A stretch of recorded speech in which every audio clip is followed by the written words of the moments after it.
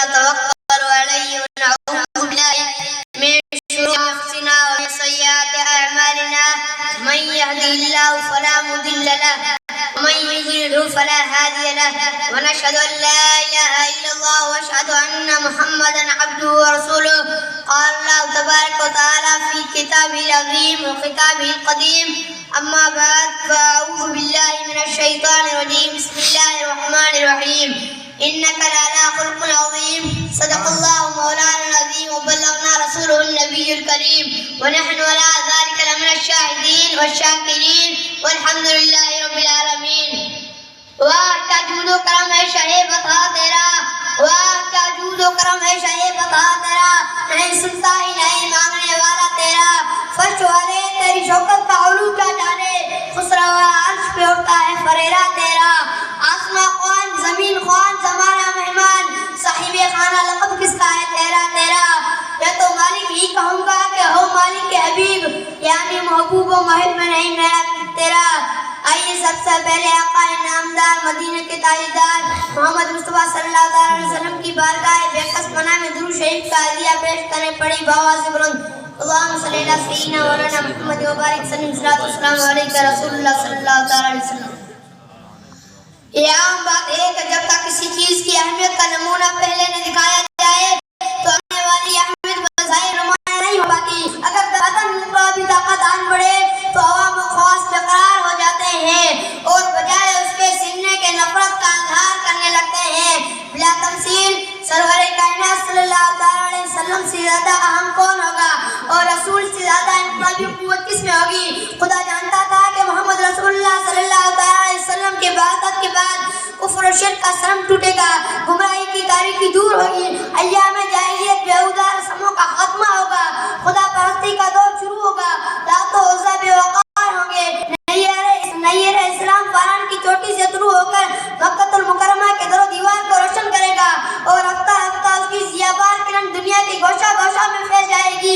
لا الہ الا اللہ محمد رسول اللہ صلی اللہ علیہ وسلم کا نغمہ گایا جائے گا۔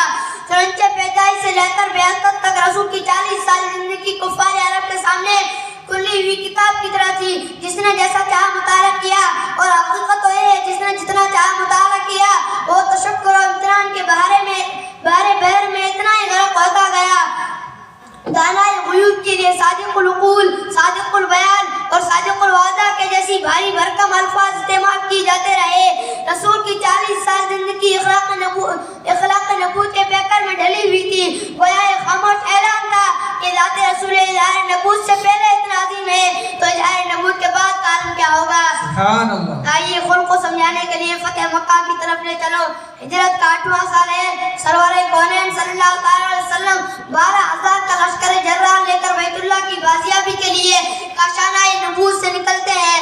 اللہ کا مقدس گھر خانہ کعبہ بت خانہ بنا لیا گیا ہے۔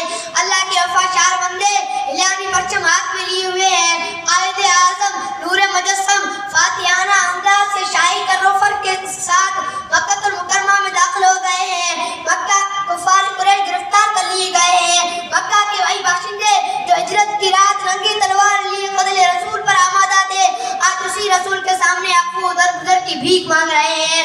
کوئی کہتا تھا ہم تب تخت و دارات کر دی جائیں گے، کوئی کافر کہتا تھا ہماری لاش آگ میں جلا دی جائے گی، کوئی کہتا تھا ہمارے بچے یتیم ہو جائیں گے، کوئی کہتا تھا ہماری بیوی بیوہ ہو جائے گی، کوئی کہتا تھا ہمارے گھروں کو جلا کر راہ کا ڈھیر بنا دیا جائے گا۔ موت و حیات کی کشمکش میں کچھ کا کچھ سوچا جا رہا تھا اور ان کا سوچنا بھی حق بجانب تھا۔ کفار عرب اپنے مظالم کو یاد کر کے انجام کے تصور سے لرزہ پر اندام ہو رہے تھے اور رسول کے فیصلہ کا انتظار تھا۔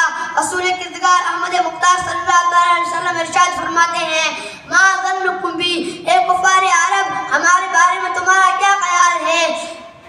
گرفتار شدہ مجرمین دبی آواز میں کہتے ہیں انہو کریم و ابن اخن کریم، یا رسول اللہ آپ کریم ابن کریم ہیں، آپ عظیم ابن عظیم ہیں، لہذا آپ سے کرم ہی کی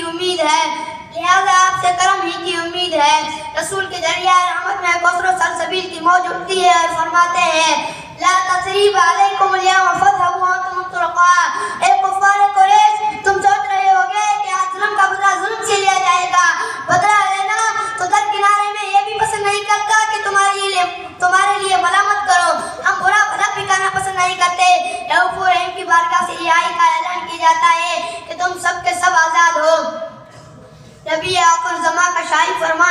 مجرمین دنگ رہ گئے. وہ فرد مسرت سے کلمہ پڑھ کر حلقہ بگوش اسلام ہونے لگے. اللہ کا فرمان یدخلون فی دین اللہ افواجا کی عملی تفسیر ہونے لگی. نعرہ تکبیر اور رسالت سے مکہ کی پوری فضا گونج اٹھی.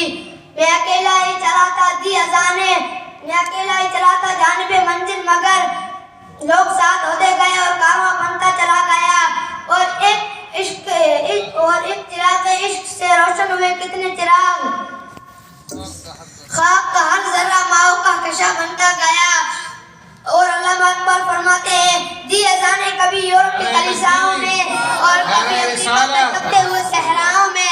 نشان آنکھوں میں جگتی تھی جہاں داروں کی، کلمہ پڑھتے تھے ہم چھاؤں میں تلواروں کی. وما علینا الا البلاغ. السلام علیکم.